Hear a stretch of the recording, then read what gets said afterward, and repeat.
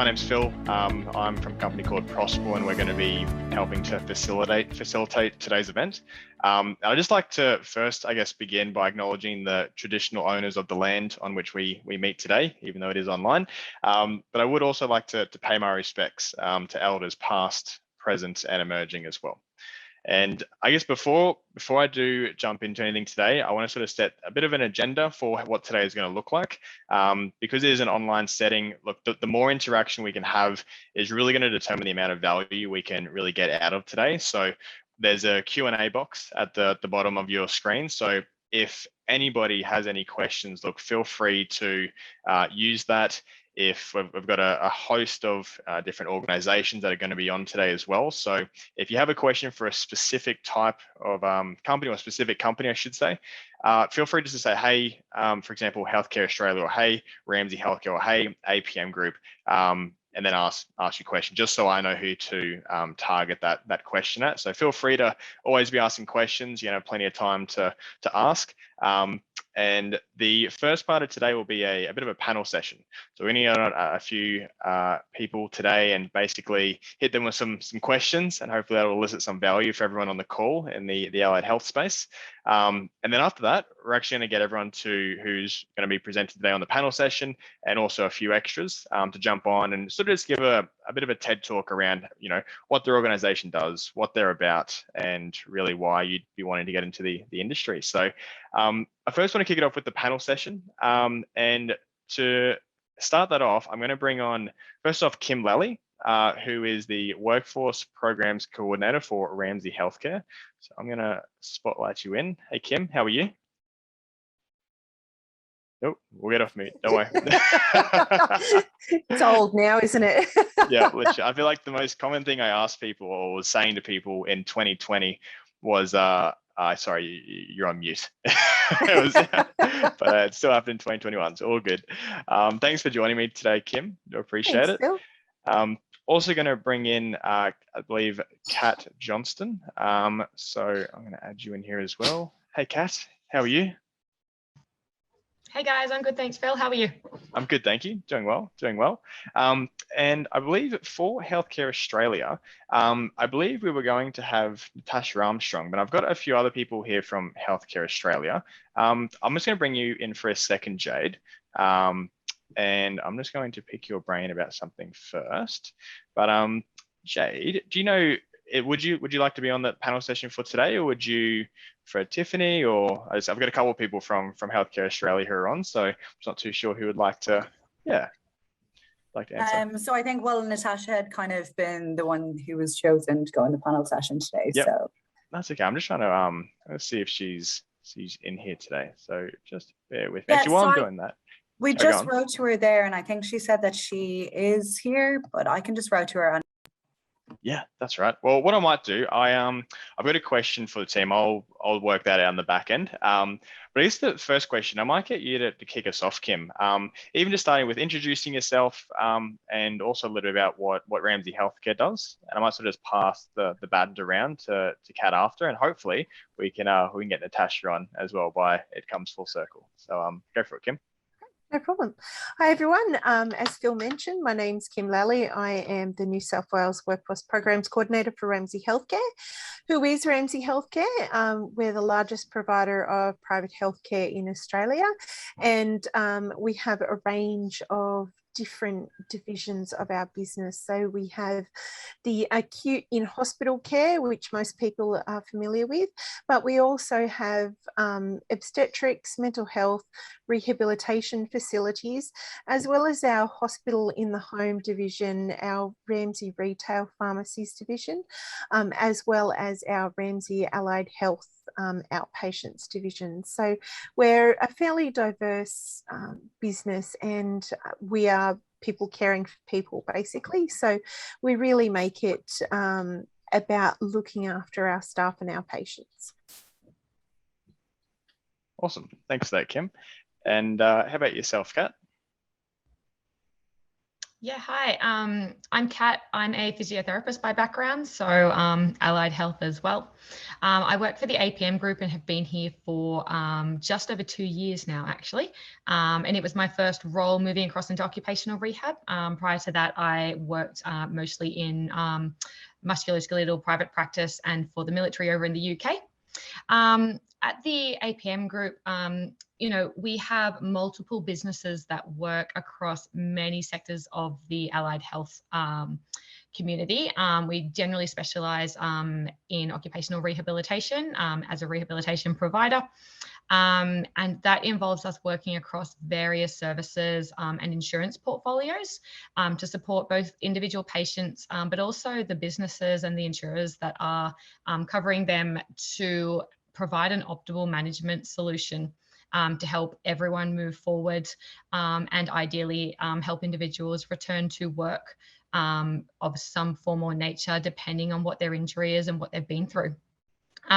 This includes state-specific portfolios from every jurisdiction across Australia to massive companies like Telstra, Virgin, Biz Industries, things like that that are self-insured under the Comcare module. Includes military, both current serving and veterans across the DVA portfolio.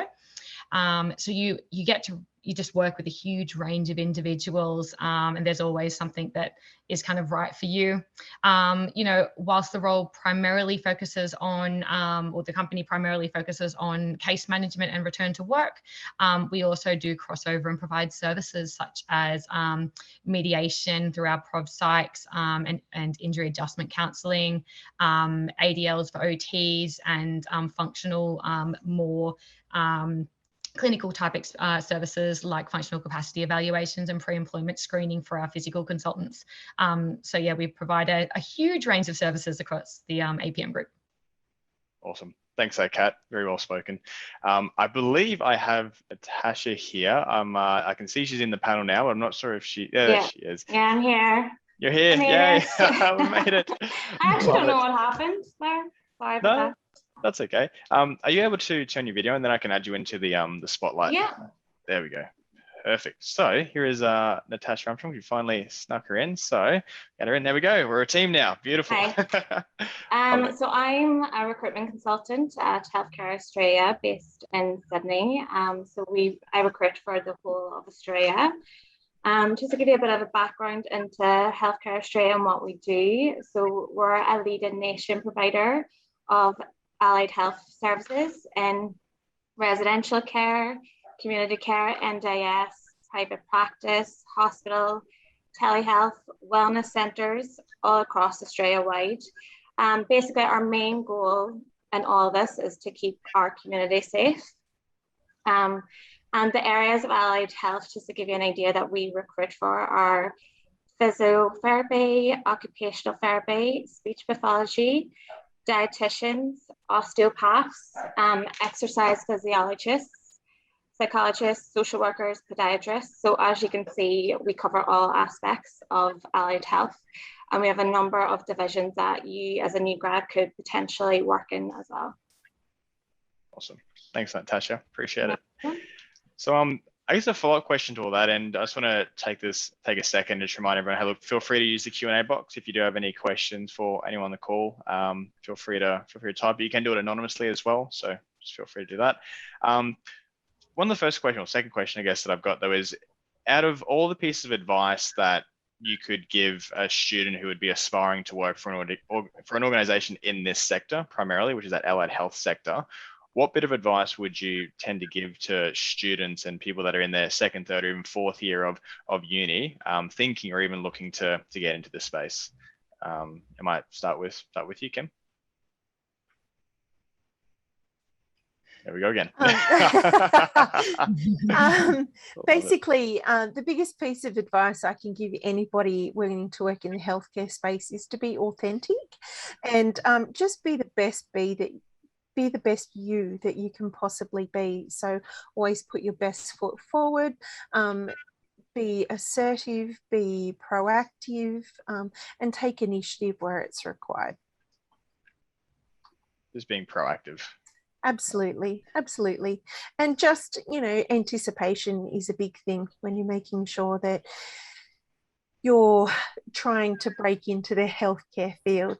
Where's the best place to go, and look at everything, consider all options, and try not to be too fixed and focused on an area, because we never know where our career is going to take us. Yeah, be flexible in the approach for sure. Absolutely. How about yourself, Kat? Yeah, look, I couldn't agree more with Kim. From my perspective, the best thing you can be is open to new learning opportunities. Whether it's in occupational rehabilitation or any other service that we're looking at, be open to trying new things. I know when I first graduated university, I had my sights set on being a neuro physiotherapist. And actually, once I got out there and started working, that's not where my interest lay. And, the more things you give a go, the more you're going to give yourself the opportunity to figure out what's right for you. Don't shy away from something just because you're not 100% comfortable with it, because there will be people there to support you and build you so that you can harness the skills you do have and find the thing that you eventually want to specialize in. You're going to have loads of opportunities wherever you go. But if you're not open to change and to learning new things, then you might cut yourself off from something which could be the best decision you've ever made for your career. That's awesome advice. Thanks, Kat. And how about yourself, Natasha? So the biggest piece of advice that I feel like I could give someone working in the allied health space is you need to be compassionate, you need to have a kind heart, and you really need to care and want to help people. You really need to think about like the difference that you're actually going to make to people's everyday lives, and just like what impact you're actually going to make in that area. And that's it, really. Yep. Awesome. Legend. Thank you. I feel like there might be Cherie. Did you want to join in on this panel session as well? More than happy to. Yeah, seeing you here, you might as well. More the merrier. The more value we can add, even better. So I'll give you a two-part question. So a little bit about yourself, a little bit about the organization, Everyday Independence, and just maybe like one bit of advice that you would give a student looking to get into the space. Yeah, of course. So my name's Cherie. I'm the talent acquisition lead at Everyday Independence. And we are an NDIS provider, so an organisation that is really delivering therapy for people living with disabilities, and just ensuring that we can, help people live their everyday life. So looking at removing barriers and allowing people to have the same opportunities, whether you're living with a disability or not. So the services that we provide are OT, physio, speech, early childhood intervention, positive behaviour support, and habit coaches. And my advice is really quite similar to everyone else. The only different angle that I would take is to be really curious about the role that you play in someone's life. So, being able to sit and ask questions to really build rapport and have an understanding of the participants that you're working with, and really, being mindful. I think Kim mentioned, really having that caring attitude to be able to facilitate the work that is really a privilege for our therapists to be able to do. Yep, perfect. And one bit of advice? That was my bit of advice. That was your bit of advice, yep. Be curious and curious and caring. Beautiful, awesome. Be authentic, be real. Love it. I actually had a question from one of the participants, and they were asking, this was directed at yourself, Kat. However, I think it'd be really good to maybe go around. I might get Natasha, Kat, and Kim to answer this one, and then I've got another question for you, Cherie. But we've got I think it's Ozana. Sorry if I mispronounced that. But she says, look, I'm an aspiring physiotherapist, and I was wondering what a day in your life, or a day in the life at work, looks like. I would also love to know what everyone else enjoys most about their profession. And thank you for taking the time to speak with us. So yeah, what does a day in the life look like? And yeah, what is it? What's something that you most enjoy about your profession? I might start with you, Kim. Yeah, definitely. Oh, sorry, Kat. Oh, sorry. Go for it, Kat. Oh. Okay, cool. Might take Kim a little while to take off mute, so it's fine. Yeah, no, definitely. Look, I might go for a day in the life of a rehabilitation consultant rather than an area manager. I started in this role as a managing consultant, so that's probably what most people would be interested in initially. A day in the life of a rehabilitation consultant can look basically anything like you want it to. It's really, really flexible because we do our own scheduling. As a part of our role, we do assessments, we do stakeholder meetings, we go out to different workplaces and meet with people and their employers. And we're really, really flexible in the way that however that suits you is what your day looks like. So for me, I'm the type of person that I like to get out and go to appointments first thing of the day. I like to start early so that I can beat the traffic. So when I was a consultant, I started my day at 7:30 rather than 8:30 so I could beat the traffic, get to my first appointment, do my assessments, do the doctor's appointments early so I didn't have to wait because doctors tend to take longer as the day goes on. And then I would then come back to the office once I'd been out and about and sit down and do my reporting and do my phone calls to to all of my stakeholders and things like that. Other consultants are completely different. They're not morning people, so they come into the office first and they spend their morning organizing before they hit the road, and they do their reports in the morning and their afternoon out on the road. So a day in the life is really, really varied. You can work across multiple services. So some days you might be in a room doing a functional assessment, which is exactly what you're learning at university. And other days you might be out meeting with, incredible businesses and watching people or having people demonstrate to you what they do in their role at work. So it can be really varied dependent on what type of service you provide and what you're interested in. The reason I actually came across to this space is because when I was working as a rehabilitative physio for military personnel, so complex trauma, people with amputees, spinal cord injuries and things like that, I basically learned that their focus wasn't on how are they going to take one more step, how are they going to get a little bit more range at their elbow. Their focus was on, what am I going to do for work? How am I going to provide for my kids? How am I going to drive somewhere? How do I get in and out of a car? And I moved across to this industry because actually that's what we're here to facilitate. We're here to help enable people work with their injury or their disability and get back to much as a normal life as possible. Awesome. Thanks for that, Kat. I would definitely subscribe more to the afternoon type of person. I'm not the early morning person at all. I need at least 2 coffees to get me going before 8. There's a definite split in the industry. Oh, totally. Naturally. Love it. Who'd like to go next? Kim? Yeah, I will. And it really depends with us also. So like Kat mentioned, it's variable depending on which area you're working in. So for instance, our physios who might be working in one of our rehabilitation facilities, they might either be specialised into a specialised area of physio, so whether or not that's neuro or ortho or cardiac, whatever the case might be.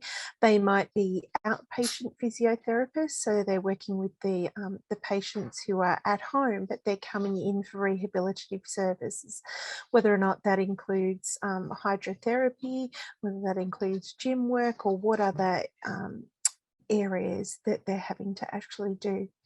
We also have the hospital in the home as well. So we can have physios who are also on the road going into patients' homes, assisting them in participating in their physiotherapy whilst they're in their own home, using resources that are available to them in the home so that they can set up and establish a home routine rather than having to come backwards and forwards to one of our sites. So again, it's really varied and flexible, and there's also differences between the individual rehabilitation facilities and the individual acute care hospitals as well will do things slightly differently.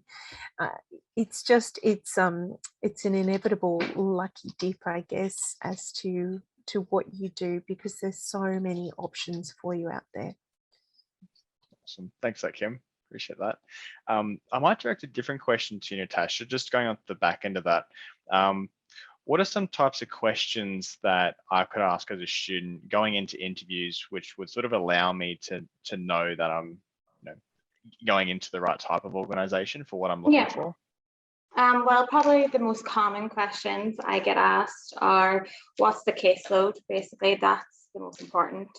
And as a recruiter, you have to be really open, let them know exactly what the caseload is. Don't try and sugarcoat it, because if you do, you're not going to get the right candidate. Normally to ask what the team culture is like, what support you're going to get as a new grad. Ask, are you going to have a mentor there with you so that you're not just phoning at the deep end?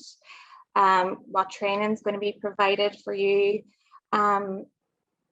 Basically what your working hours are going to be, stuff like that, just to make sure that you're going into the right area, that you're the right candidate and you're the right fit for the role. Yeah, perfect. Thanks, Natasha. Appreciate that.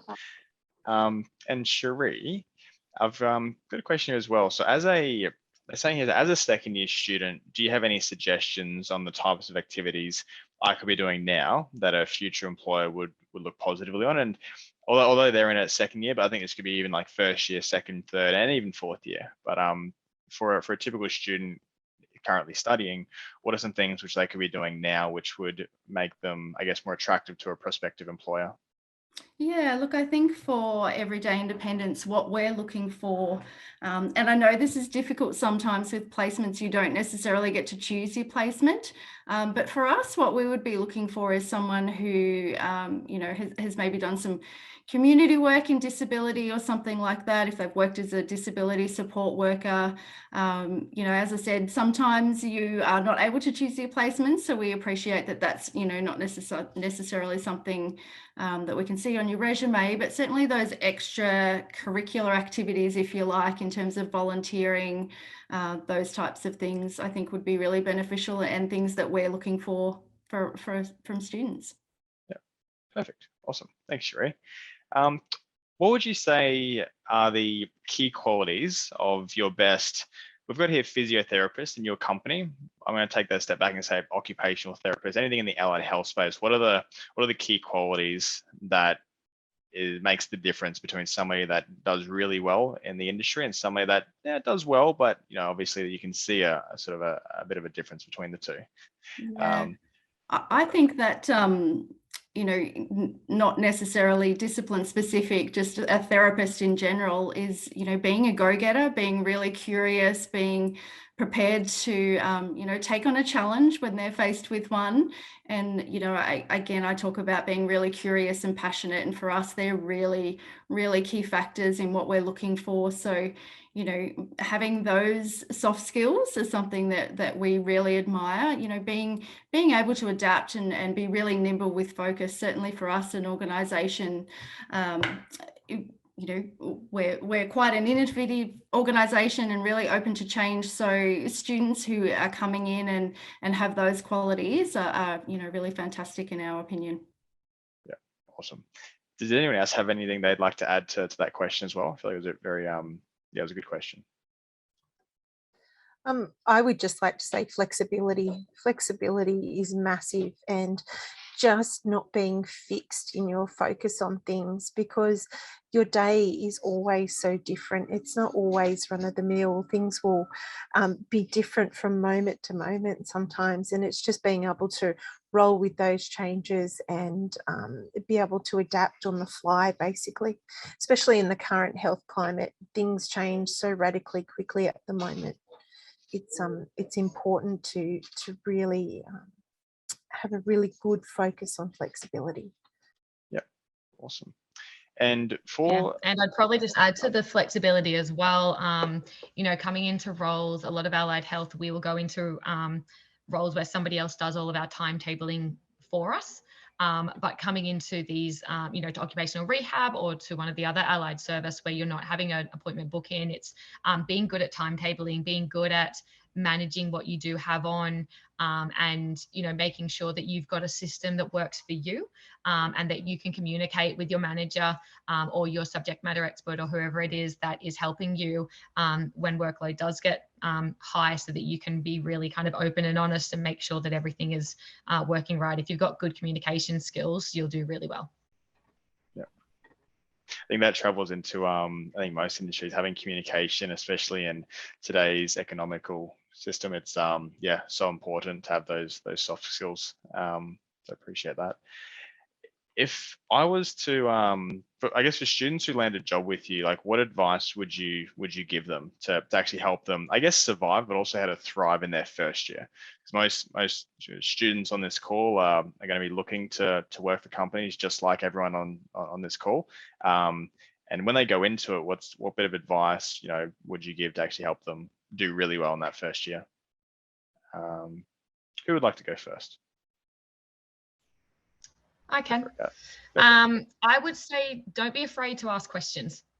You know, you're coming, most of you guys are coming fresh out of university. It's the first time working as an allied health professional, and you're not expected to know all the answers.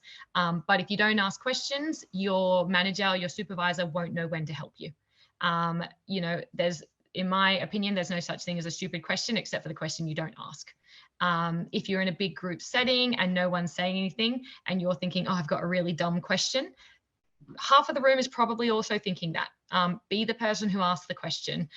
From experience, I've been promoted quite quickly, and it's probably because I'm the person who always asks the question and seeks the answer. So really don't be afraid, be open, have a transparent communication system with your manager, because that's the only way you're going to learn. Awesome. Perfect. Thanks, Kat. Natasha? Oh, sorry, you're on mute. Sorry. That's all right. So yeah, I agree with Kat. Ask lots of questions. We don't expect you to know everything. You're going to learn from your mistakes. Another piece of advice that I would give new grads personally is immerse yourself in everything that's available to you. All the social outings, your personal development fund, everything. Just make the most of it, basically. Yep. And take every opportunity that comes your way. Perfect. Thanks, Tasha. Cherie or Kim?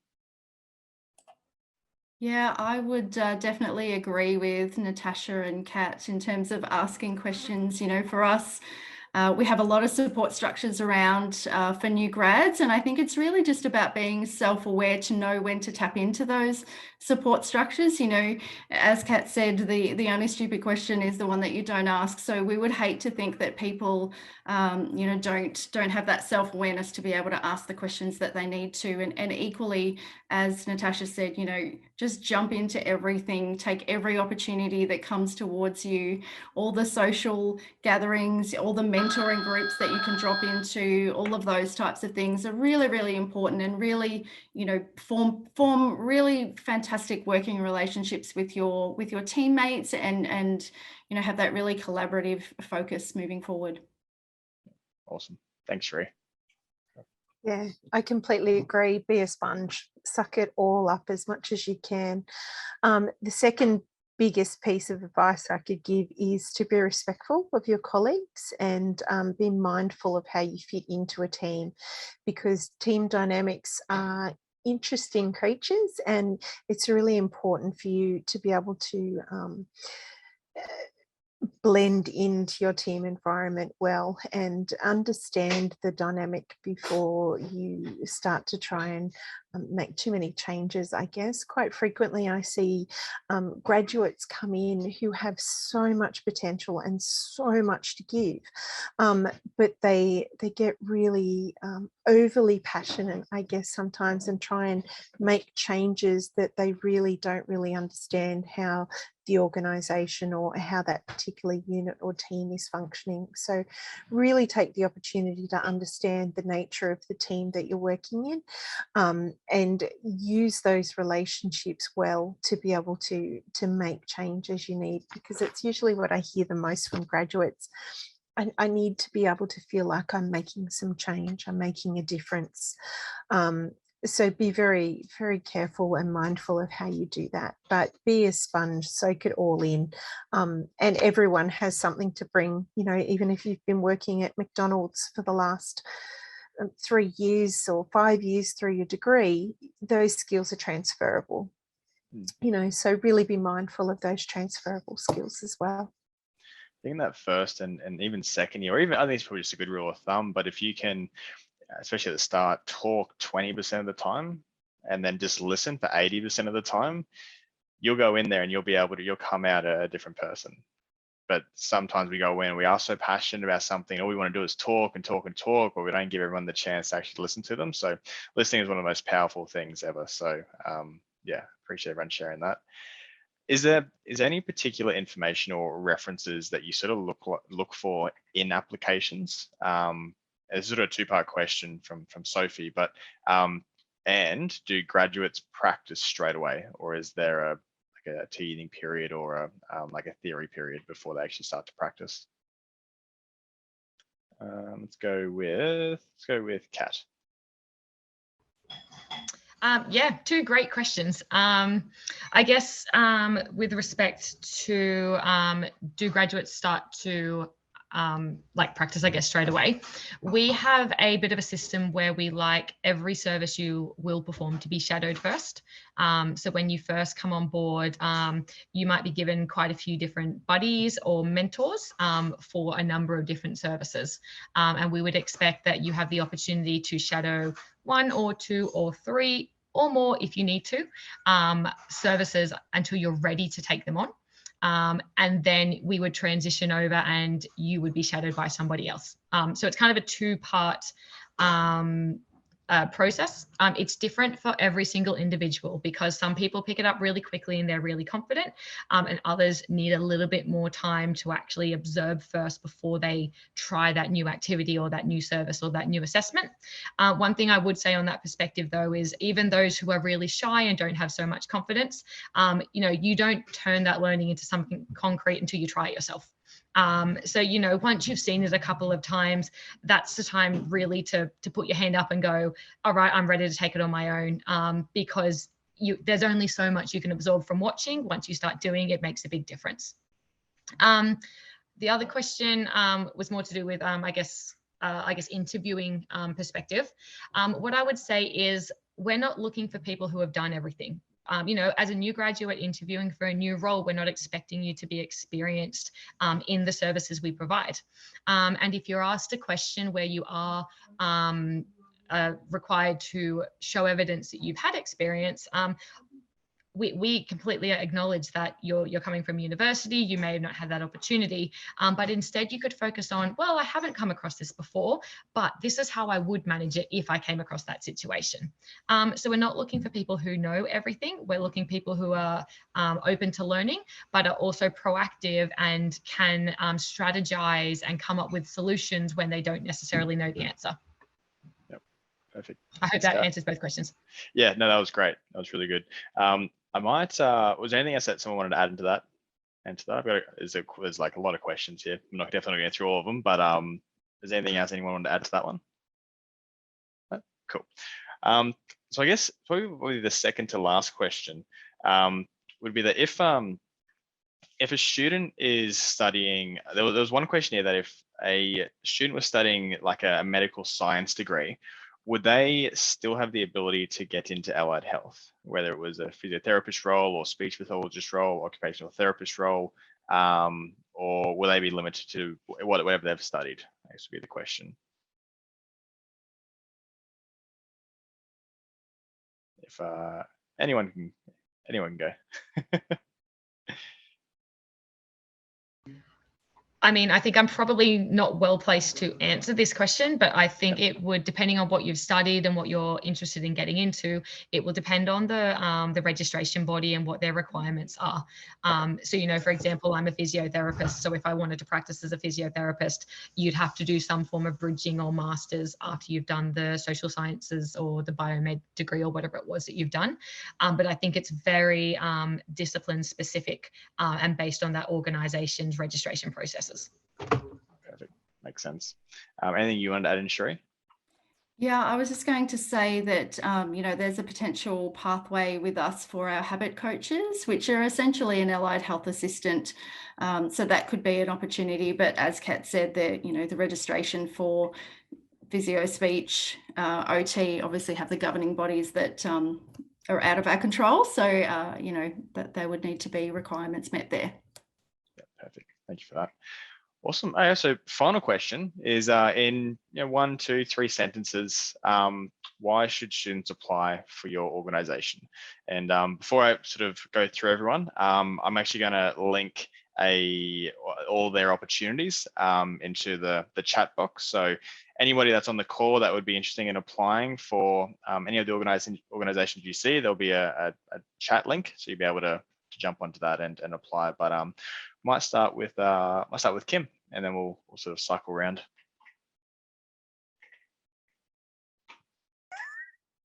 Really doesn't like me, that unmute button. Apparently not.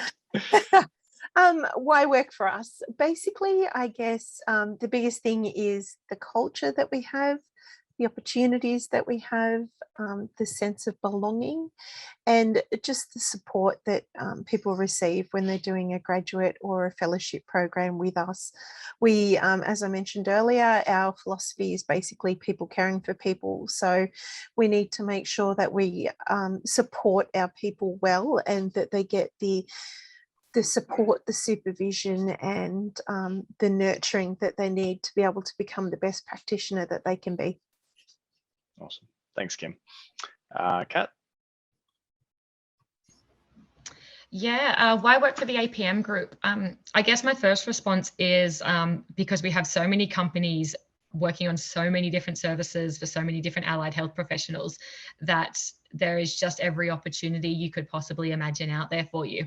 As a part of the new graduate program, you have the opportunity to work across 3 different businesses within the APM Group over that, I believe it's a 2-year period, to find where your niche is and really give you the exposure to what hopefully will be something that you decide to specialize in on your career path.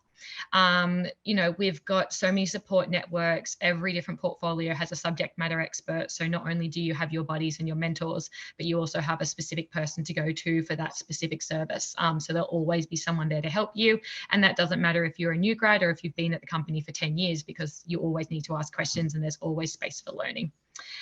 There's a huge amount of scope for career development. 10 years ago when I graduated, if I was to tell you that I was going to be managing our Canberra office, I probably would have laughed at you. And, you know, but that's where I felt my passion going. And I worked for Connect within the APM Group, and they were able to facilitate my career goals and help me work still as a physiotherapist, but also into a management space and give me those career opportunities. There's loads of flexibility. There's loads of opportunity for every allied health professional. I believe we've had a role for an occupational therapist new grad, or for multiple occupational therapist new grads go live today. And they're constantly coming up and coming around. So just because one specific role is not right for you doesn't mean there won't be another one in the future. Or there's also scope to change. If you go into a role and it's not for you, you can speak to your manager, and there's ways to transition within the businesses across the APM Group. Awesome. Thanks, Kat. Appreciate that. Natasha? Yeah, myself. So one of the main reasons to work for Healthcare Australia is we're one of the biggest and best healthcare organisations in Australia. Our graduate program is tailored for you. You're going to receive lots of support. There's going to be so many career opportunities in different sectors. One of the main reasons I think Healthcare Australia is great for new grads is there's so many opportunities to actually travel and work. So after completing your degree, if you want to change the scenery, but hopefully with restrictions being lifted, you can work and travel at the same time. We've got facilities all across Australia, and we're very flexible if you want to have like a working holiday or something like that, which I think is a great perk personally. Oh, yeah. 100%. Love a good holiday. Awesome. Thanks, Natasha. And last but not least, Cherie. Thanks, Phil. I think for us, probably one of the main things that I would say is that we're an organisation that's been around for 25 years, and we're really an industry leader in the disability sector. So we have so many opportunities available to our new grads. So whatever that career pathway is for you, you know, whether it be a clinical pathway, whether it be learning and development in those fields, there's lots of opportunities, and we can really assist you to, you know, to really thrive and succeed in your career, whatever that pathway is. We have a dedicated careers coach to really talk you through and unpack what your passion area is. We have a specific grad induction that we've really developed by listening to our previous grads and really continued to develop that and, you know, make tweaks along the way where things weren't working, you know, make those adjustments. So, you know, it's an organization that I myself am really proud to be a part of. And, you know, as I said, we're industry leading and we think that we are an organization who has the capacity to, you know, deliver therapy to every Australian who is living with a disability and really change their life trajectory. Awesome. Thanks, Cherie. Appreciate that. Awesome. Well, look, thanks everyone again for jumping on to this panel session. Everything's been recorded, so I will send that out to everyone that has watched it. But thank you, everyone. That was absolutely phenomenal. And we got a ton of questions. So please feel free to redirect those questions to these guys. When you hit that apply button and you have a chat, just feel free to send them an email, ask those questions. There are some really good questions that I'm sort of annoyed that I couldn't get to ask them all, but don't let them go to waste, copy them and make sure you get those questions answered. So again, thanks Kim, thanks Kat, thanks Natasha and Cherie for jumping on. And yeah, we'll sort of go into the presentations now. Thanks everyone.